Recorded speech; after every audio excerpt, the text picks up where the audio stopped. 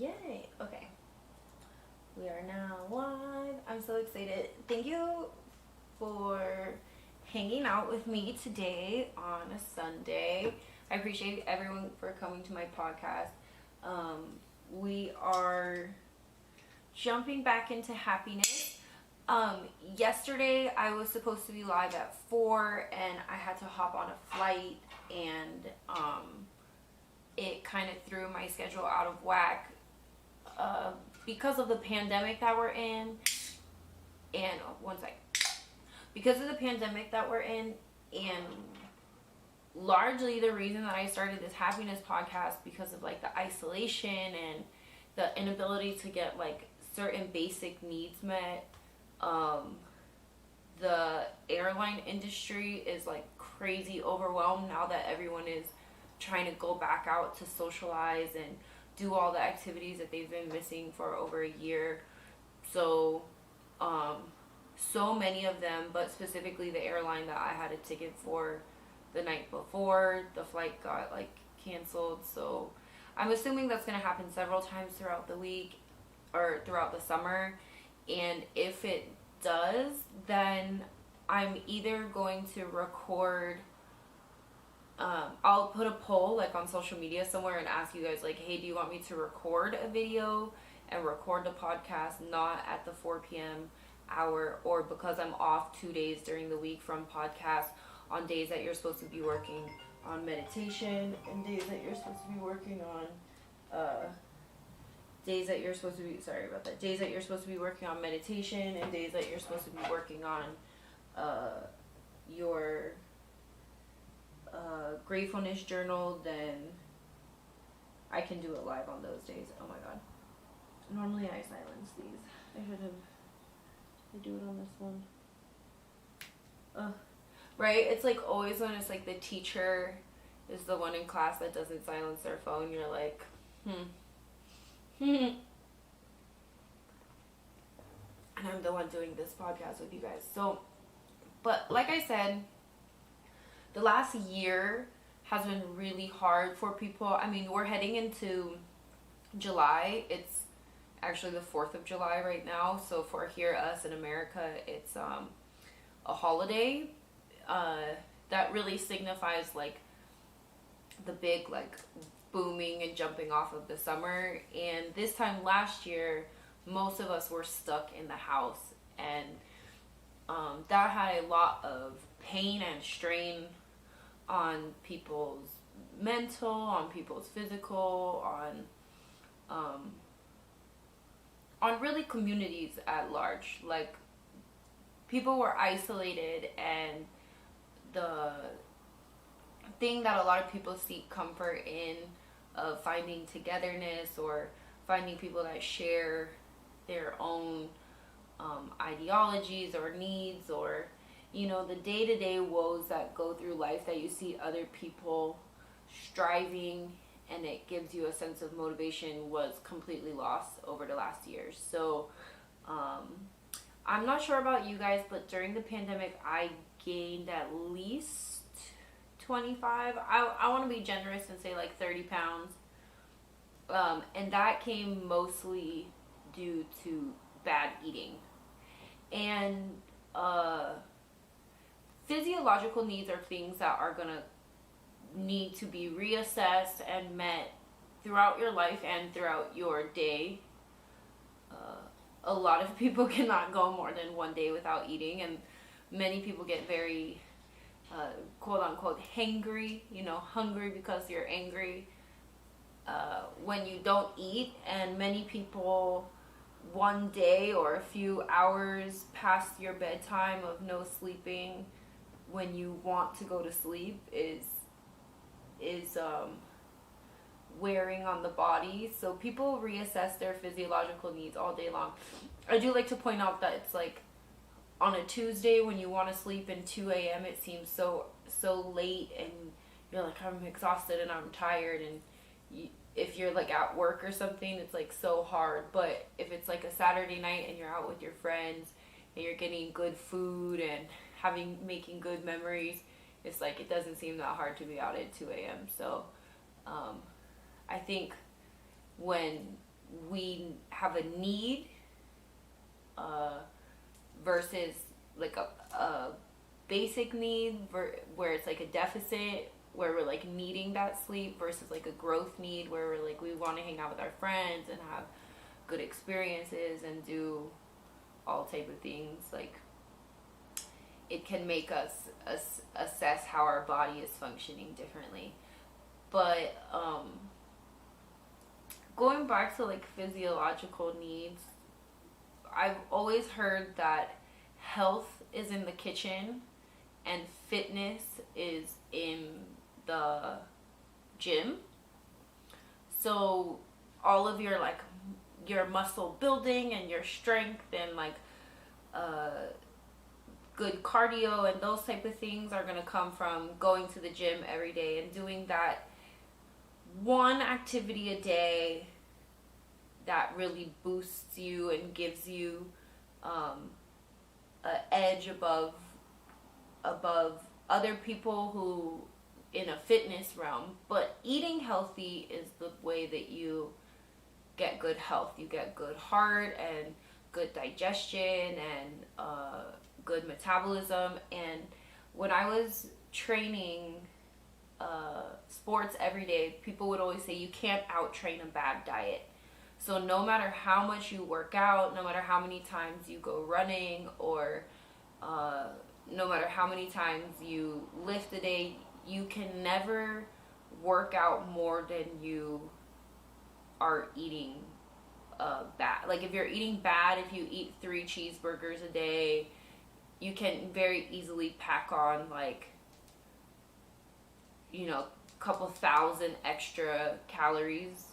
And if you go on the treadmill and you run and you look at the treadmill, it'll say maybe you burn 600 calories, which is very generous for a treadmill of running an hour. And it's so like you have to be very diligent about what you eat, because not only does that impact your weight, but it impacts your overall general functioning, your energy throughout the day, your longevity in your health throughout your life. It can impact if you are uncareful with your eating. If you eat too many things that are outside of what your diet should be, you can develop things like diabetes or high blood pressure, high cholesterol, and those things can cause like actual physical ailments on top of just like gaining weight. You're gonna have like knee pain and heart pain and, you know, general like functioning, bad sleeping. Your food, the things that you fuel your body with, really impact your day overall. It's like the fuel that you put in makes the machine run, and if you're putting in bad fuel, then the machine might go, it still might turn on, but it might be a bad experience. You know, like putting that gasoline in your car, if you put cleaner gasoline in the car, there's less sludge and like crud and stuff going on in your engine. And that's very much with like the same as your body. And I've always heard that things that come in packages, like if it's packaged, then it's probably like not good for you. So the things that come like from the fruit section, from the vegetable section, like all of those things, the nuts, the bulk, you know, like grain, those type of things, probably a little bit healthier for you. And I've watched a lot of documentaries throughout like the popping up of, you know, tube shows like Netflix or like Hulu. And one documentary that really stood out to me was this documentary called Food Matters. And Food Matters talked about people's ability to process cooked foods and the way in which you take in nutrients. And Food Matters asserted that in order for you to have a healthy functioning and like a good and positive day, that your body needs to take in 51% uncooked food versus 49%. So more than half of your things needed to be uncooked, raw food for your body to take in. And they said this because when your body has any foreign material in it, anything that it doesn't understand as a nutrient, your body perceives it as a foreign antibody, an illness, and something that it needs to fight off. So when you take in cooked meat or cooked vegetables, grains, things that are like cooked, your body perceives it as dead and then starts to produce white blood cells in order to fight off this dead thing that's entering it. And when your body produces white blood cells, that's what happens normally when there's like a sickness or an infection and you start to get very tired. So that's where we get the common thing called like the itis, like Thanksgiving, where you get very sleepy and tired after eating all of this delicious, good cooked food. It's like your body starts to perceive it as like you're putting in something dead in your body so that you need to like fight it off, versus like nuts and berries and things that are like fresh and alive.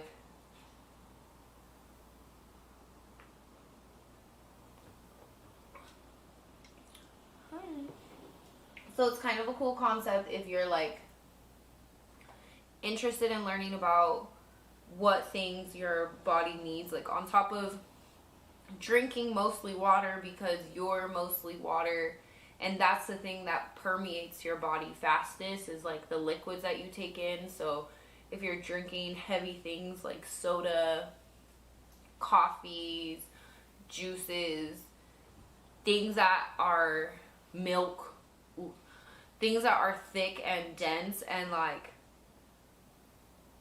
have water at its base, like is a liquid, so it's gonna like go through your body how water would, but it's not the same like cleansing properties that water has in your body. It has all these other things in it, so while it's going through your body like water would to like cleanse your body, it's like leaving all of these other things. Like milk is pretty bad for you, so if you're drinking milk, it's like gonna leave a bunch of mucus causing particles all over your body. Anyways, we'll go back to that later. But when we're talking about your physiological needs and the things that you're eating, it's very important to understand that weight management or assessing your weight overall and in correlation with the things that you eat, that no matter what, if you eat more calories than you burn, you're gonna gain weight.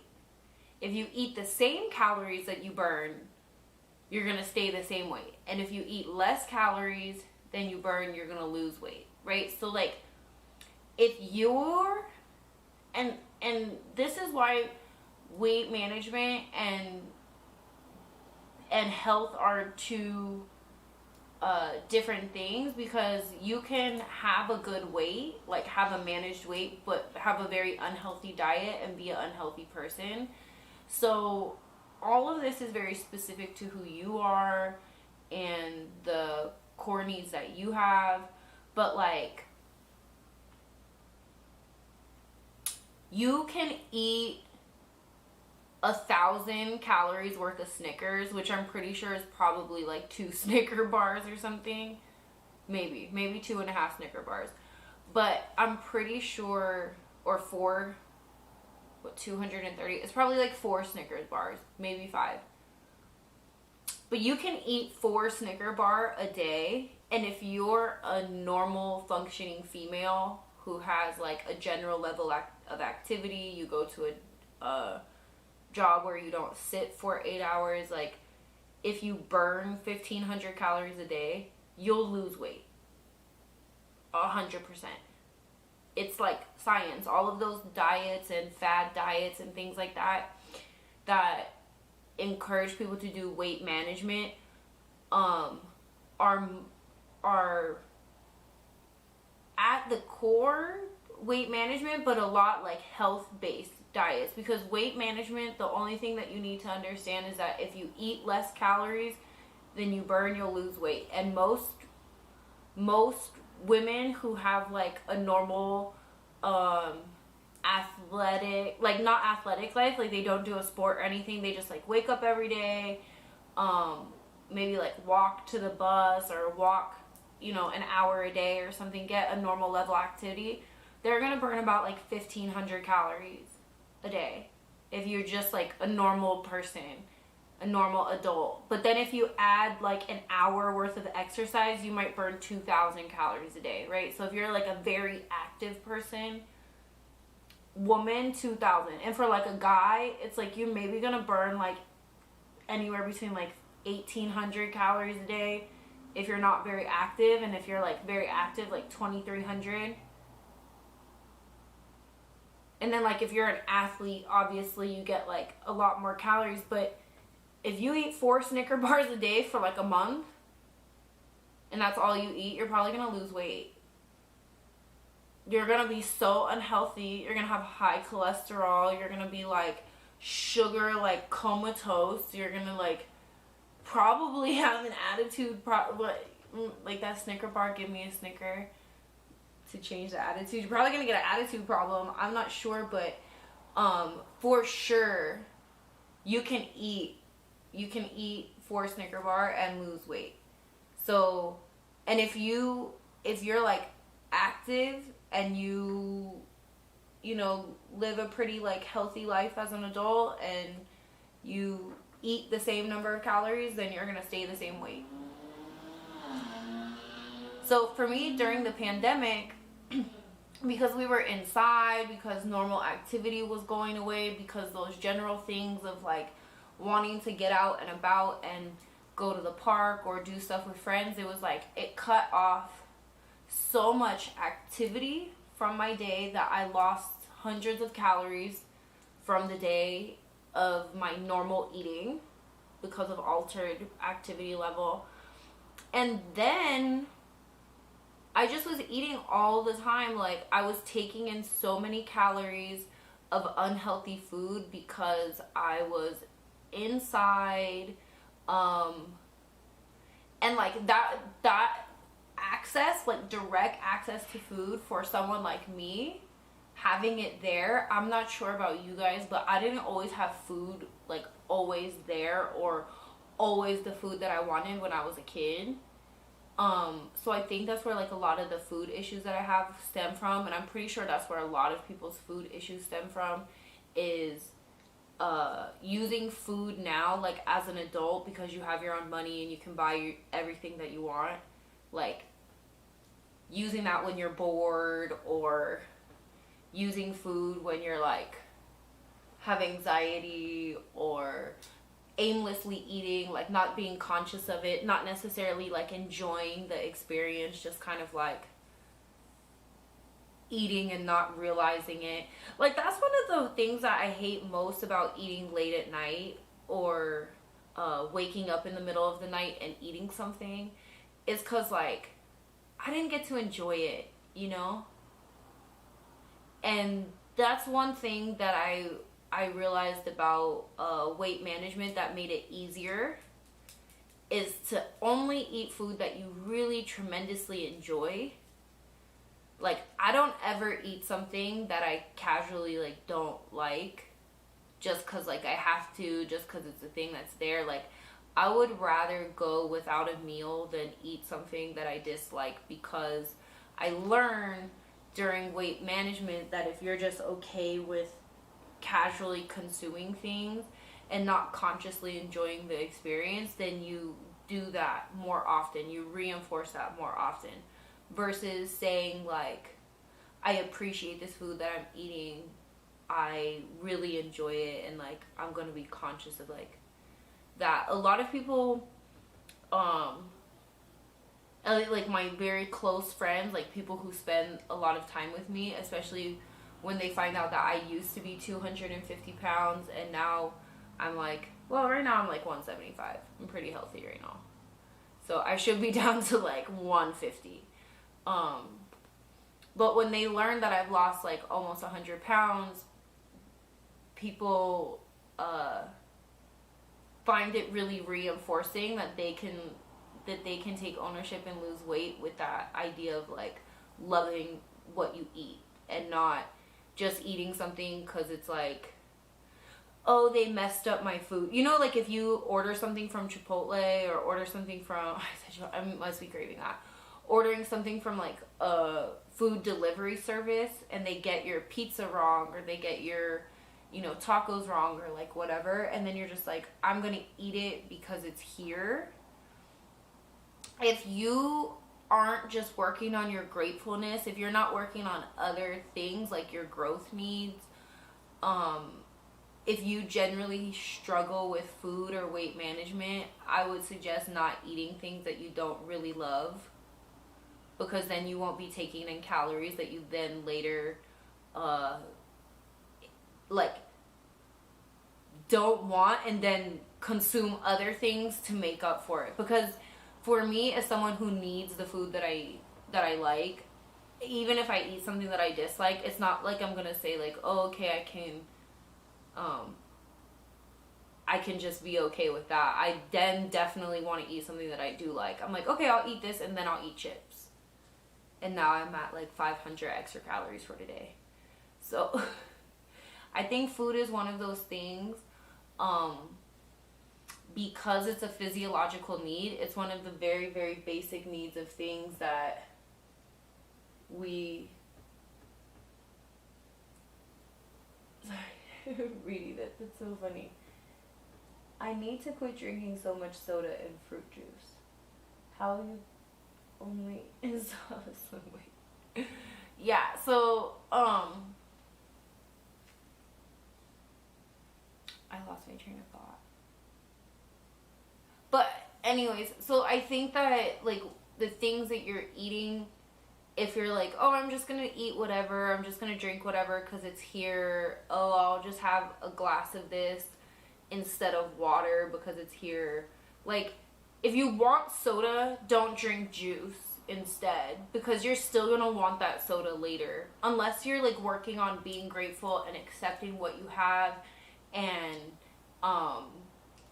you know, don't use it. Wait till you want the juice to drink the juice. You know what I mean? Like, drink soda when you want to drink soda, because then you'll drink it in moderation. You'll really enjoy that experience. You won't need to go out and drink it later. And then hopefully eventually you can work on wanting things less and less. And the thing is, what a lot of people don't understand about your physiological needs, especially when it comes to food, is that your body trains itself. Your body gets conditioned for certain things, and I don't want to use the word addicted. It just gets conditioned for a thing. So if you are used to drinking soda and eating sugar or having a nightly snack that consists of something sugary, your body is generally used to having that type of sustenance and that type of sugar or that type of fuel.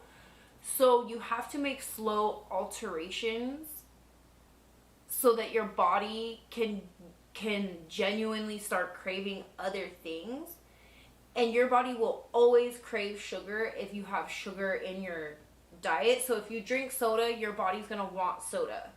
And you need to stop drinking soda for your body to stop wanting soda, right? So there's a fine balance of like fueling your body. When I said like, if you want soda, drink soda.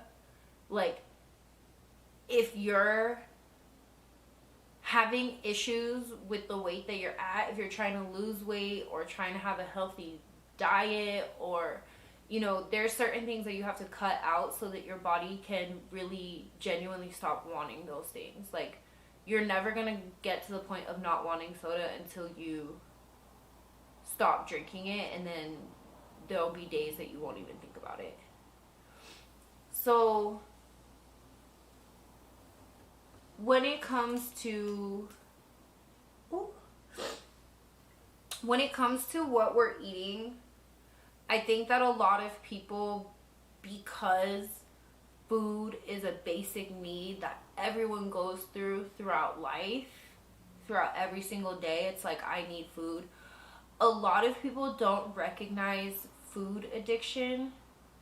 A lot of people don't recognize how harmful what they're eating is for their body.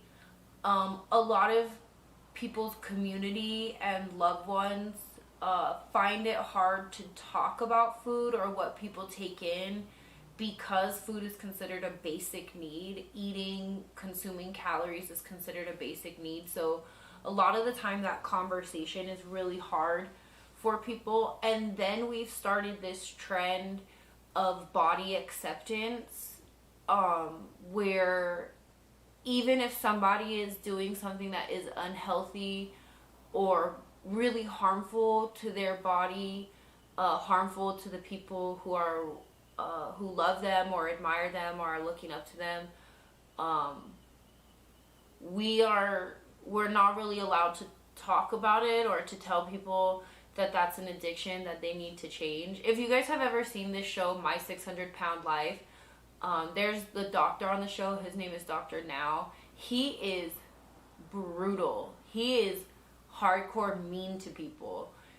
He will tell you about yourself in a quickness. This girl was 600 pounds and she said that she's a picky eater. And he was like, you're not a picky eater. At 600 pounds, you are not. Do not tell yourself that lie. And so he's not really like with that whole big is beautiful thing. He really will tell people that like your life matters more than me coddling your self-esteem, or like you deserve to live. And if no one is giving you the harsh reality that these things are going to end up with you dying, then he's going to give you the harsh reality as a doctor. And a lot of times it's like people sought him out, so you really have to accept whatever type of expertise he's giving you.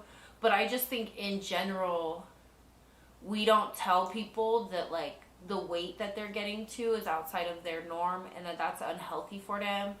And on top of it just being unhealthy generally for you, that's going to tax your community's healthcare system.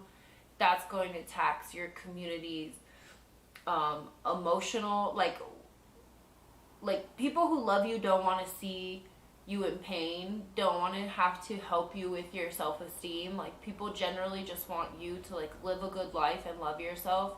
And when you start to gain a certain amount of weight or live unhealthy, like it's hard on the people around you because they know that you're not succeeding to your full potential. And it's like you're the only one who can know if you're genuinely happy. And it's like caring for your health and having self-esteem enough to say that you deserve to put in the work to like live a healthy life and like not wake up in pain every day or not have weird experiences. Like the other day I was on a plane. I've seen it. He does not play. Yeah, like Dr. Now on that show, My 600 Pound Life, really, really is sometimes the first person to speak to these people in a way that they genuinely need to hear. Like, they will say that they got this way not by eating that much, or that they're like, they'll go to him and seek out services to help lose weight or to get skin reduction surgery or something. He'll do a surgery on them and they won't lose weight, and then they'll say like they haven't been eating too much. And it's like he knows general math, consistent math. Like maybe one day a week if you mess up, and it's not even one day, and one day out of a week you can kill a whole week's worth of work. One bad day, if you wake up and have soda, or take a typical Sunday here in Atlanta that my friends want to do. Wake up, go to brunch, get orange juice and mimosas, or get some type of shots, or get a round of drinks, maybe 2 or 3 rounds of drinks with juices and chasers and all type of things and alcohol. Okay? 1.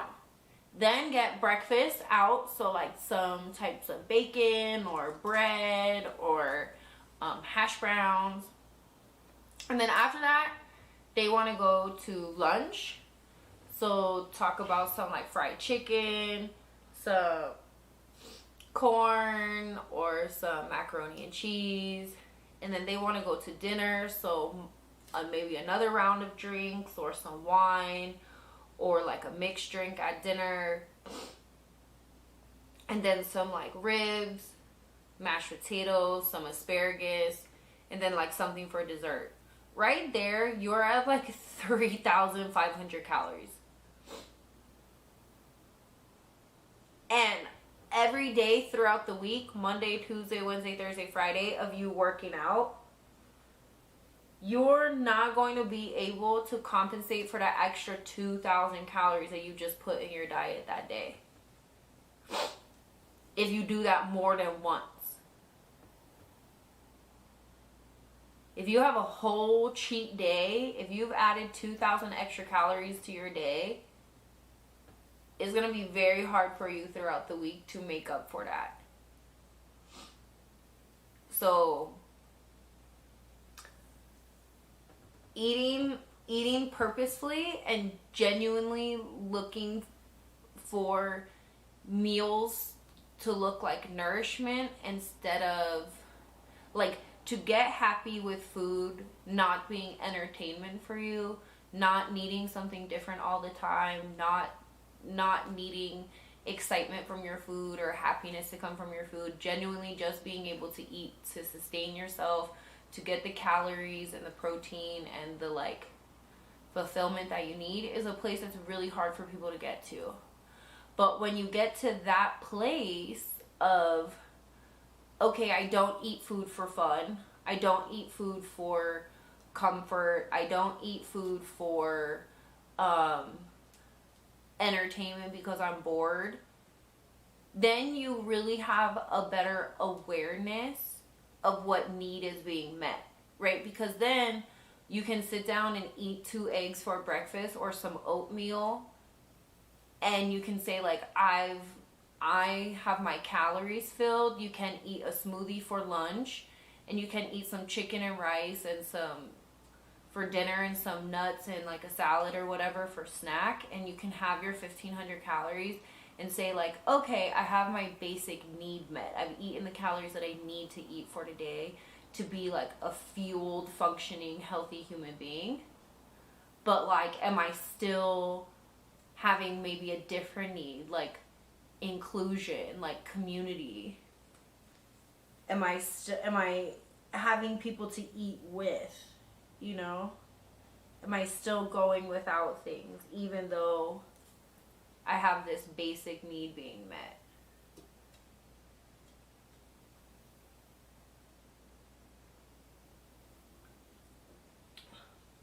So that's a very good point that was brought up in the chat. Eat to live, not live to eat. And it's like, that's really, really poignant, because you need to wake up and not be so concentrated on food as like a ever-changing thing, as an ever-exciting thing, as an ever place in your mind that needs attention, so that you can free up that space for other places for attention. When you and your partner every night of the week are like, babe, what do you want to eat? And then you guys literally have to spend 30 minutes thinking of what your body wants to eat or what you would be happy with, instead of saying, you know, I have meal prep chicken and I'm going to make some fresh rice and throw in some salad or whatever, and you have your nourishment met. Or if you can't go to the same place every day and eat that and have it be nourishing. If it's like, oh, today I need to have, you know, tacos, and then I need to have Italian food, and then I need to have sushi, or like, you know, if it's an ever-changing course of things that you have to eat, and you can't be just satiated by having your basic needs met by putting something healthy in your body as fuel, then you might have something to work on more than just your physiological need. Like, when I was reading a lot of the research, it really liked to separate sex and reproduction from intimacy. It really liked to change like that basic need of having the physical action of sex, the physical endorphins that happen in your brain that come from sex, versus the intimacy of like loving someone, and the intimacy of someone having and needing you for those basic needs, and you having and needing someone else for like looking to you to like make your life happy, and like building together. Intimacy of like having a relationship and a place like in the world with someone is different than having sex, because they'll say, oh, you can just have a one night stand and have sex met. You can go 2-3 years just having sex with someone and never have a relationship and still be seeking out intimacy. You know, so there's two very different things, two very different needs, and that's the same thing that I want people to look at how they're treating food. The basic physiological need of food, of getting the calories for your day to keep the machine moving, of the protein to keep you nourished and growing, and like the carbohydrates in your day to like give you the fuel to make it through your day, versus like a fun experience, versus like looking at the food in your own city as if you're on vacation and it's some type of travel adventure every day that you need to put hours of thought into. You know, the thing is, so many of your hours through the day are owned. You're supposed to work for 8 hours and you're supposed to sleep for 8 hours, which is 16 hours out of a 24-hour day, which leaves you with 8 hours of your day for free thought and commitment to yourself, and working on doing things that you actually need to do for you. And if you're using any of those 8 hours, cause Lord knows some of that 8 hours is spent driving to work, some of that 8 hours is spent getting dressed and showering for work, and some of that 8 hours is spent working out. So after all of that, you only got a couple hours left of your day. And if you're using those free hours every day to think about what type of food you need to put in your body, if it's not just to meet a physiological need, if you're not really thinking about it as like, okay, I'm looking every day to get a different type of food to explore my community, to monetarily like help other businesses endeavors, to, you know, go on adventures. If you're not looking at it like that, if it really is just like, I need to eat, so what am I thinking about eating? If you don't have a base plan in place as an adult, then you may constantly like always have issues with feeling like you're having your physiological need met. And these are the ones that have to be met. You have to eat every day. You have to sleep every day. I'm sure sex isn't a need every day, but it is like a need for functioning. But it's like these things, where you're gonna get shelter, where you're gonna sleep, are things that just need to be a part of your general normal program so that we can get up to the next higher needs, right? Like, and knowing that you're eating things healthy is like very, very real. Yeah, like food is fuel.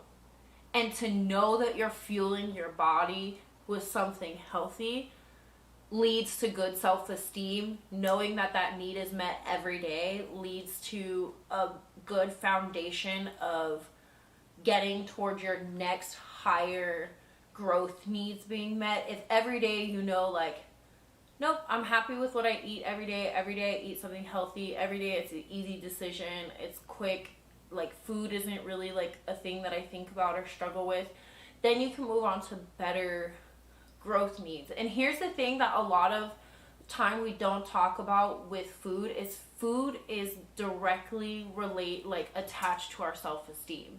What we're eating and how we feel about food and the way that that food impacts our body, it really impacts our self-esteem. We know when we put something in our body and our body feels like sludge. We know for a fact when we are moving slow. We know when we shouldn't have ate something, when our stomach hurts. You know when you are sitting in the bathroom like 45 minutes of like, I shouldn't have eaten that. That was such a bad idea. Like, my body does not like that. Anything, you know when you have a headache because you was eating sugar and now you don't have access to sugar. Like, I don't want to tell anyone what their body needs specifically because there's so many different studies about like your blood type diet. You know, like different blood types respond different ways to different things, like grains or fruits or, you know, potatoes. Like, and then there's different diets about like parts of the world that you live in, like eating things that are directly within like a few miles of your home base, so that you're eating things that were grown with the water that you drink and the air that you breathe, and like healthiness in that aspect. So I don't propose to tell anyone what specifically your body needs every day for you to be healthy, on top of the fact that I'm not a nutritionist. I don't have a degree in any type of dietary science, but I do live every day the same way that you guys do, and I do know that my body responds to things that I shouldn't have eaten. I do know that I sleep better when I consume things that I have culturally been told are good for you. Like, when I eat a lot of fruits and vegetables, sometimes my stomach be cutting the heck up, because like a lot of greens and stuff will make your stomach hurt. But it's like I know that that's good for me, and then I sleep well that night, so then I'm like reinforced because I've had like a positive thing. But like if I eat bad, my stomach hurts, I sleep bad, I move slow, I start to feel like sick sometimes. Like if I eat bad and go through an airport, oh Lord, it's such a difference between me having like a good healthy breakfast and then going through the airport. I can 100% feel the difference. So I think that's probably true for you guys too, that you can tell when your body shouldn't have had something. And I encourage you to find ways to make easy diet choices and fill your life with easy things, because one way that I've learned 100% to see where I'm at specifically with my food is traveling. If I'm traveling and I'm eating more than 3 meals a day and more than my like couple of snacks, if I'm traveling and every time I'm going somewhere I'm getting a meal or grabbing like a bunch of food or something, then I know that maybe I'm having an issue with self-esteem in my life. Maybe I'm eating food because other needs aren't being met, or maybe I just need a general like refresh of my schedule, of my eating, my overall what I'm eating like healthy wise, so that I can revitalize it, because that's one of the very specific times where I can get a good level of awareness of like, okay, I'm eating way too much. And that's going to start impacting everything else. That's going to start impacting my self-esteem. That's going to start impacting the the way I feel about, like, what other things? I know my sleeping is off. I get so tired when I eat badly. I'm not sure about everyone else, but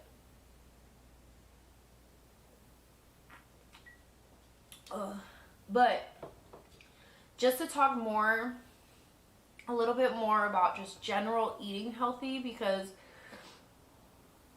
I think that we have so many weird dichotomies when it comes to food, where we're told much of the world is obese, but then there's so many people who go without fresh food and water every day. There's so many people who die from like famine throughout the world. But then we have like, you know, parts of the world are like extremely obese. And then we have people, oh, you should eat fruits and vegetables, but too much fruit is bad for your teeth.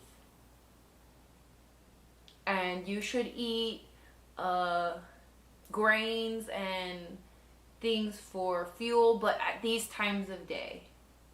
And maybe like not too much. And this, that, and the other. So there's all these different things that happen with diets, and I think that the thing is that you should find the one that works best for you. There are like certain tricks and things that people do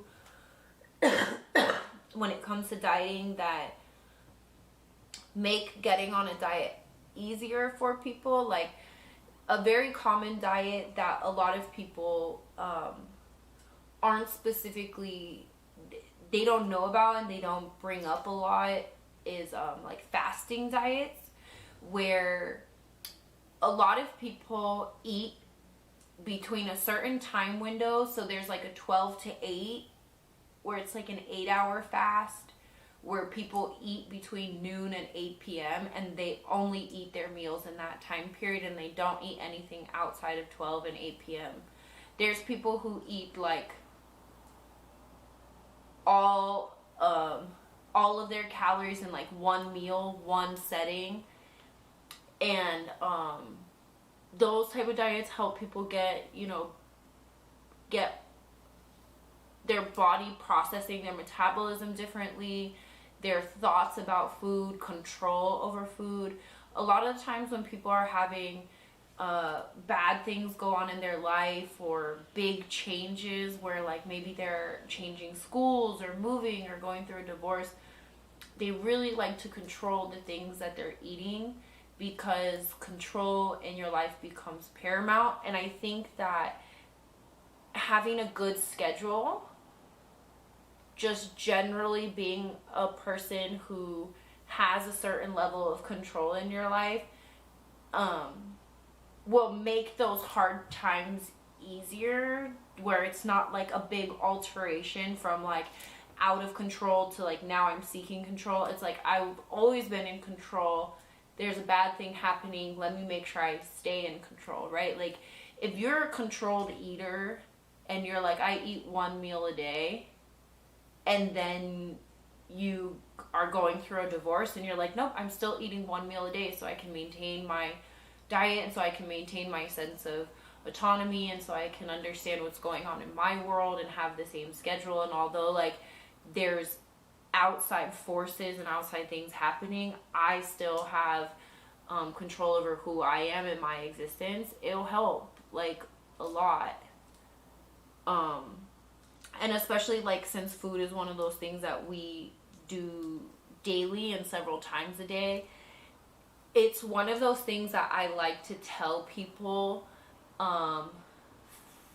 food and the gym are like personality and behavior. So sometimes people, it's like the thing that you eat all day, every day, the choice that you make consistently throughout the day, the thing that you have to cognizantly, moment by moment, decide what you're putting into your body, assessing, choosing. That's like your personality. That's the thing that you're with all day long. That's the decision that really bases who you are. So it's like if you wake up and are like go to the gym, that's one decision for today. Then all day long you eat terrible, you eat bad, you drink soda, you do all that stuff. It's like that was where you were supposed to exercise control. You know, so like your personality is like you going to the gym all day, every day, but your behavior is like the gym, like the one moment decision thing that you do, waking up and saying, hey, I'm going to go to the gym 7 days a week, but then still eating unhealthy. It doesn't change like the core of how you feel, because you can literally work out all day, every day. You can work out 7 days a week. You can get your hour in. You can get your lifts in. You can do all those things.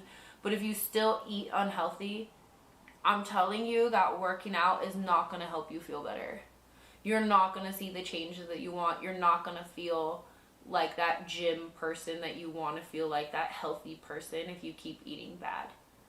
It's that cognizant choice every moment to pick that thing that's good for your body. You know when you're eating a cupcake that unless you're eating that for a celebration or as a treat or as like a reward for something or as like a moment in time thing, you know if you're eating a cupcake all day, every day, that that's not good for you.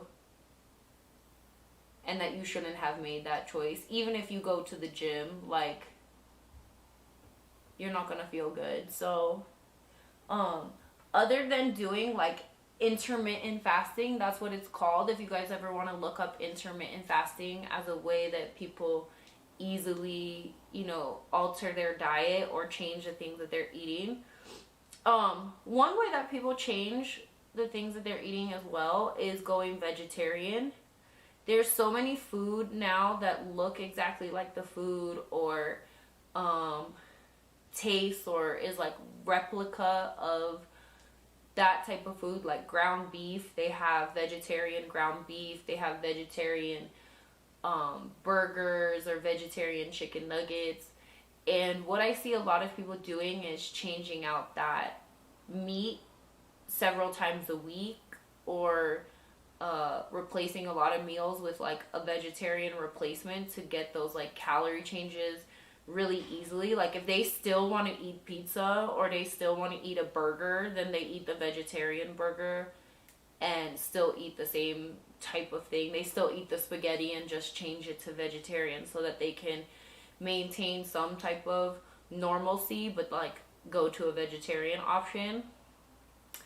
So I've seen people do that to try to have a sense of like, this is healthy for you, I'm taking care of my body, I'm still getting nourishment, but like I still can do the things that make sense to me. So I see people do that a lot too when they're just starting out like new type of diets and stuff like that. So I really appreciate all of you coming and talking and chatting in the comments and finding, you know, ways to add to the conversation. Like, I'm very passionate about food as somebody who used to be overweight, like extremely overweight, and someone who struggles with food every day. Like, it has not been a single moment of a day that I have not like had to consciously make decisions about food. And when I got to a place of like a good healthy schedule of something that I could maintain and eat and not like necessarily have to put so much active thought into it, active brain power, I lost a lot of the anxiety. I lost a lot of the guilt every day that I would have for making a bad decision. I lost a lot of the like hours of day thinking about what I wanted to eat versus knowing that I just had a really good choice of something to meet my calorie consumption throughout the day. Like, food has always been hard for me, and I think I really admire people who don't struggle with that part of themselves. But I have always found that no matter what, people's emotional state or uh, way in which they treat people is related to how much they've eaten that day. And so like even a billionaire, even someone who has tons of money and has all their needs met, if they go without food for a certain amount of time, their behavior changes. And it's like, I think that understanding that food is one of the physiological needs that we have met all day, every day, that is attached a lot to our functioning, a lot to our ability to reach self-actualization, to have our purpose in this world. Like, we have to make sure that we're learning how to manage that and get like a really good hold on the things that we're eating, the relationship that we have with food, the day-to-day energy that we're putting out in relation to food. So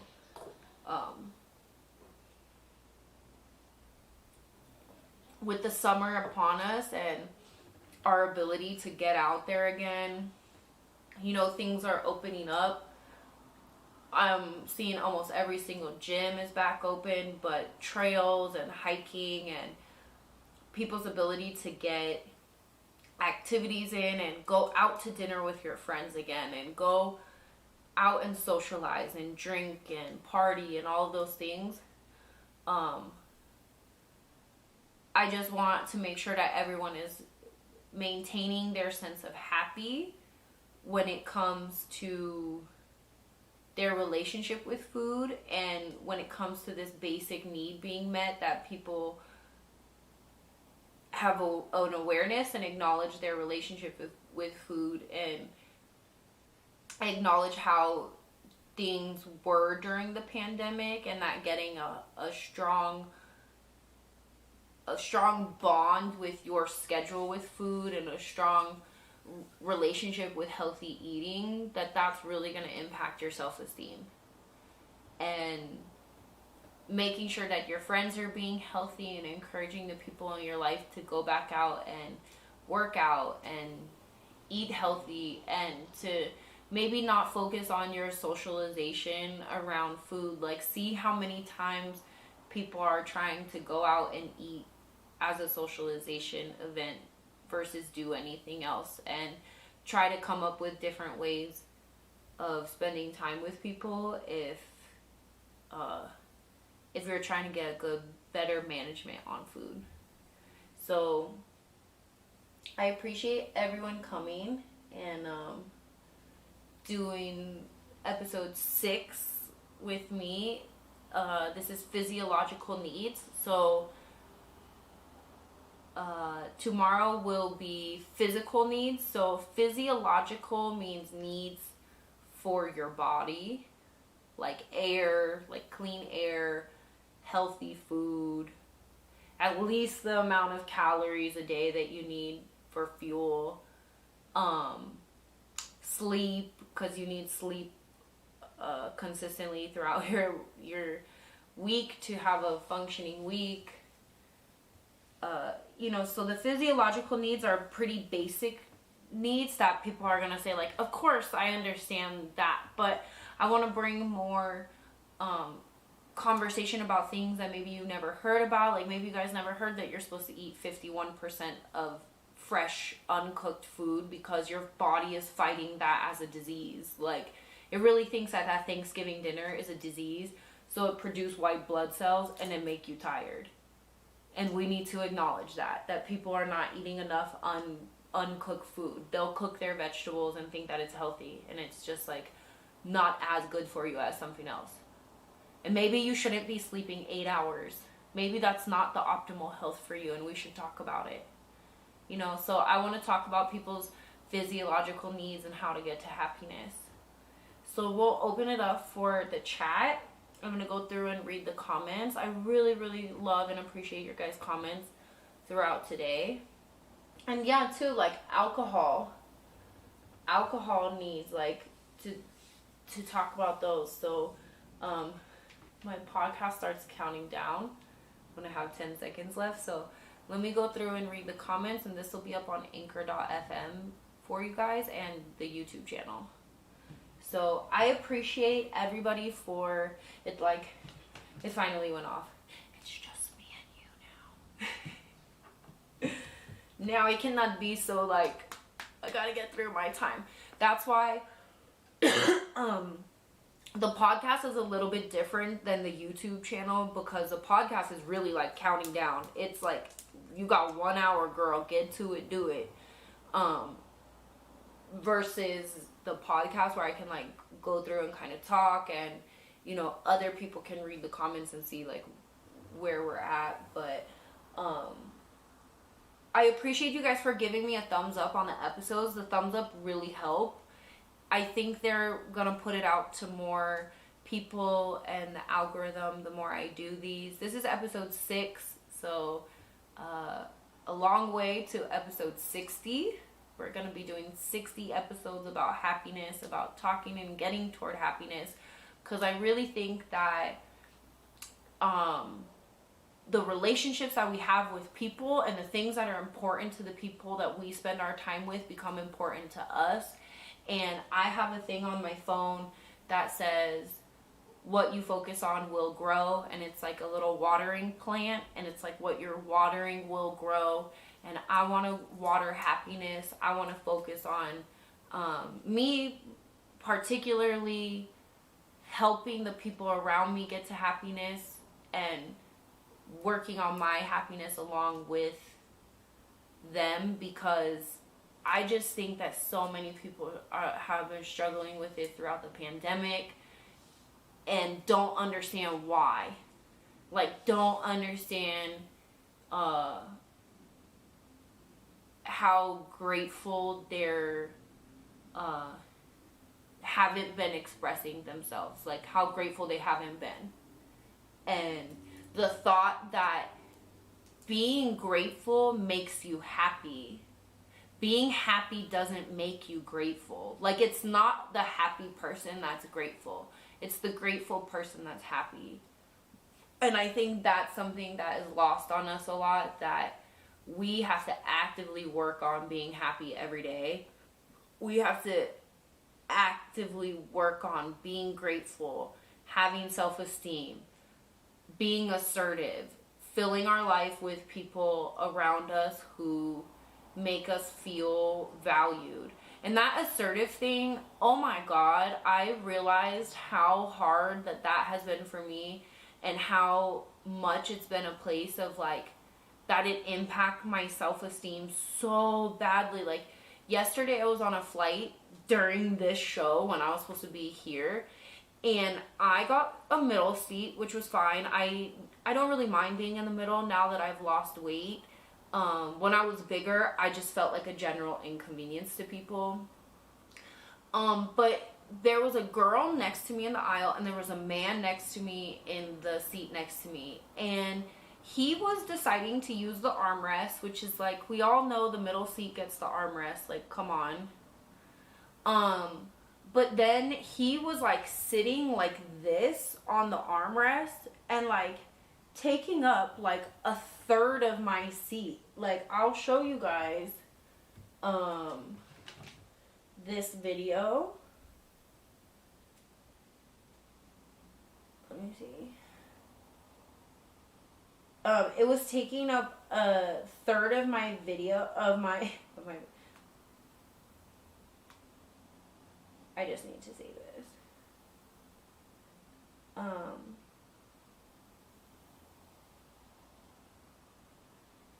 So like, he was taking up a third of my seat, and I was so uncomfortable. I was so like, let me see. Okay.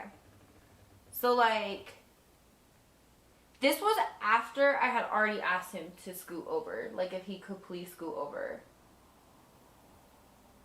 Like, he's like well into my seat, and I was very uncomfortable. And I remembered that in the last episode we did about self-esteem, that in the episode it said that if you do not work on your assertiveness, you won't feel like you took care of yourself, like you valued yourself. And I'm very, very cautious about being assertive with people in public, especially men, because violence against women has been through the roof, and I do not want to be a victim. So I very politely asked him to please move. I said, would it be possible for you not to be sitting in part of my seat? And he was like, yeah, that's fine. And then a half hour later, I said, excuse me, I don't know, did I not ask you politely enough? Was there a different way that I was supposed to ask you to please stop being in my seat because you're actively touching me? And I don't like men that I don't know touching me.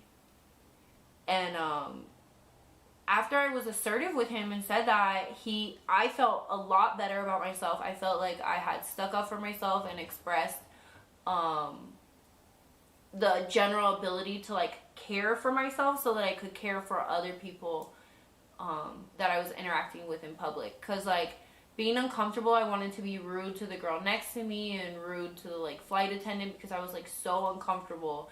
And then I immediately realized when I was assertive that I had that I felt better. And I have been working on my self-esteem all week by eating healthier, by sticking to being vegetarian, by this thing in the chat that we're talking about. I struggle with alcohol. Do you guys want to do an episode about alcohol? Do you want to talk about alcohol?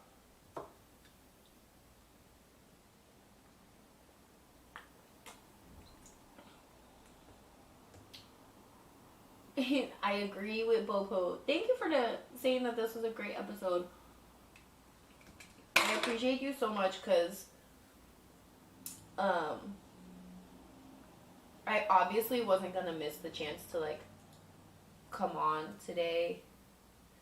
I've been struggling with my self-esteem a lot recently. Like I gained a lot of weight, and I knew how I gained weight. Like I had gotten sick and then I started eating a lot and drinking a lot, and alcohol directly impacts the way in which your body is processing things.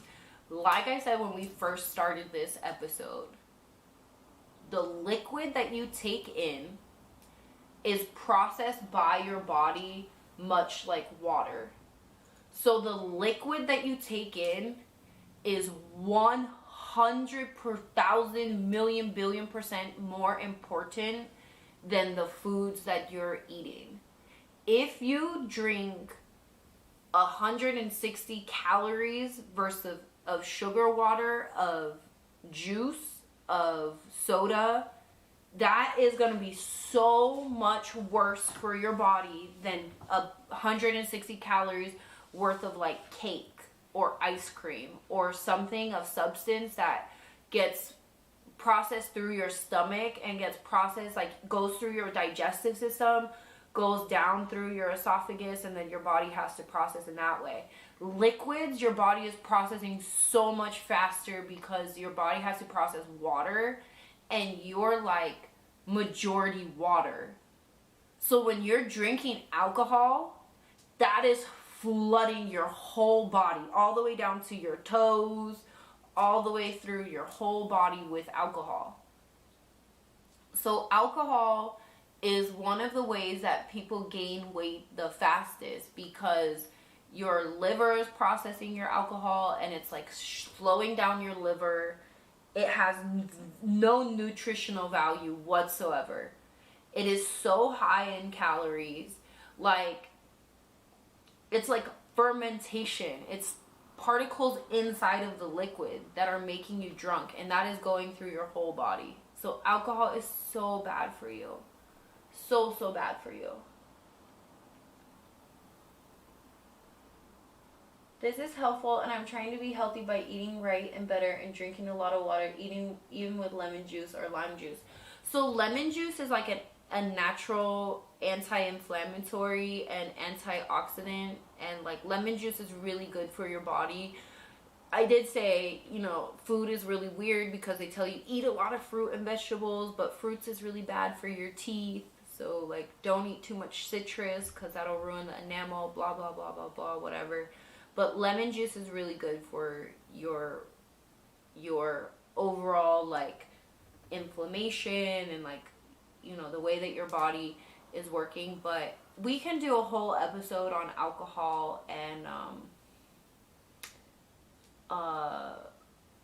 I'd love to hear your guys' struggle with alcohol for people to call in, or maybe if you want to do, you know, come on as a guest and talk about,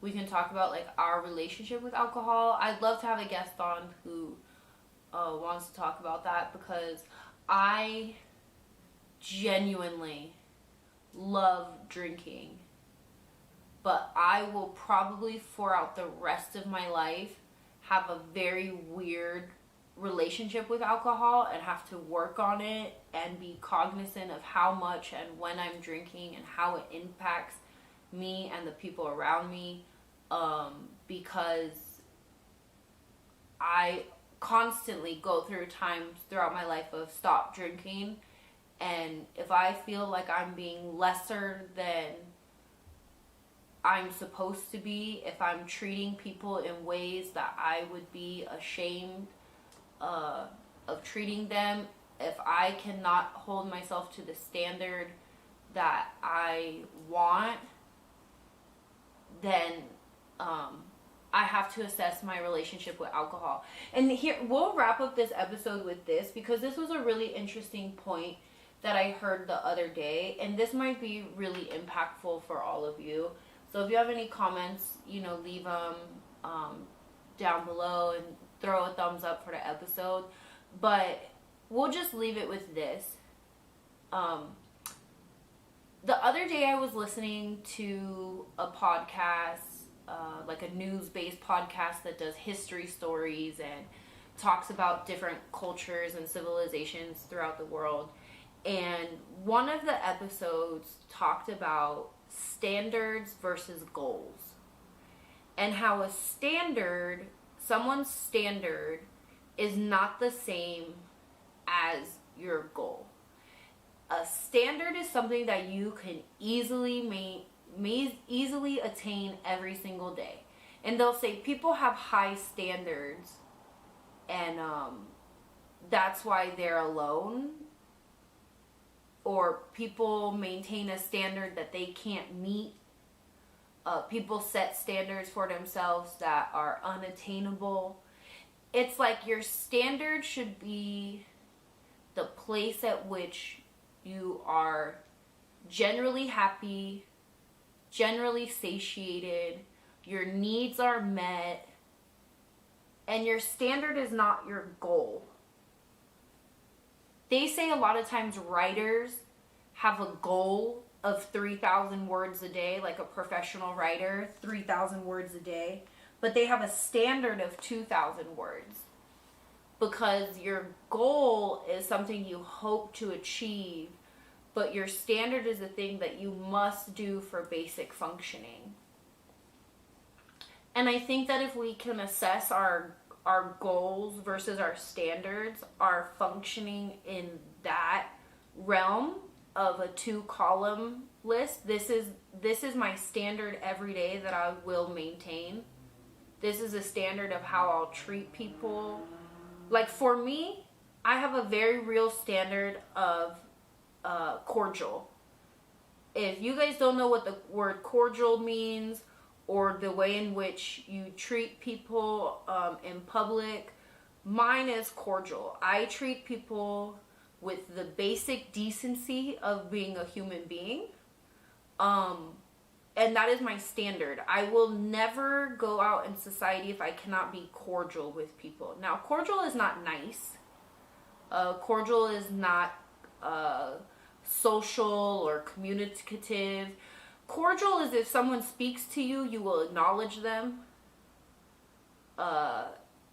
Cordial is interacting with a basic decency of being in public.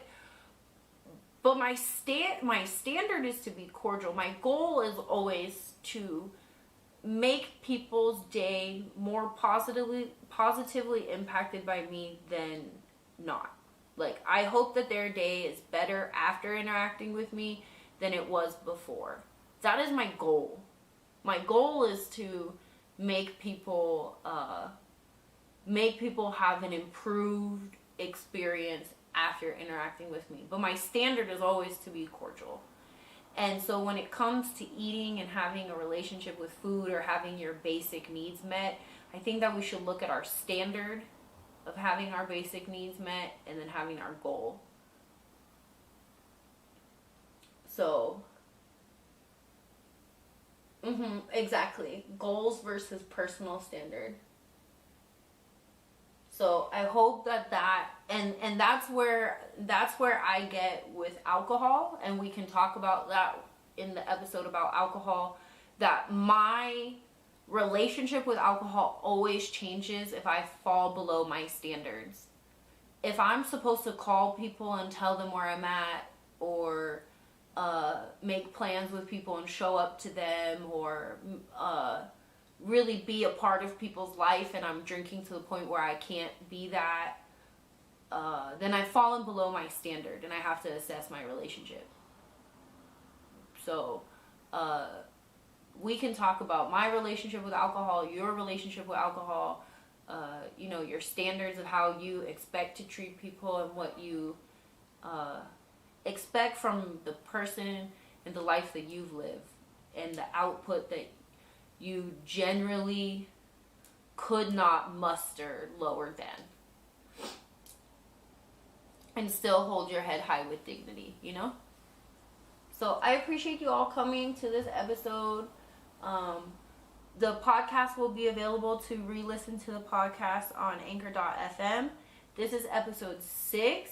Please comment on social media. I'm going to put it probably in the Discord and Twitter and Instagram, and ask on all 3, hey, do you want me to do an episode on Thursday, like push it back one day and do it live, or would you rather me record the episode and upload it? So I'll try to see what you guys want, but I really appreciate you for coming and spending Sunday with me, and commenting and all of these things. And if you find this episode to be helpful for anyone, please feel free to share it on your social media, send it to people directly, thumbs it up, like it, comment, all of those good things, because it all helps with the channel. And this channel is always going to be focused on happiness, on personal growth and self-actualization, and getting to the point where we're a better person so the community can be a better person. I firmly believe in the airline rule of put your mask on before you help other people.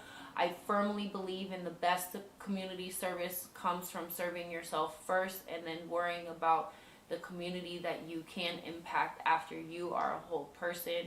So I'm focused on you, and you should be focused on you getting better, getting brighter, building more happiness so you can spread that happiness outward to other people. So thank you guys for coming. I want to keep this episode short and move along. I love you loads though. I'll see you in the Discord.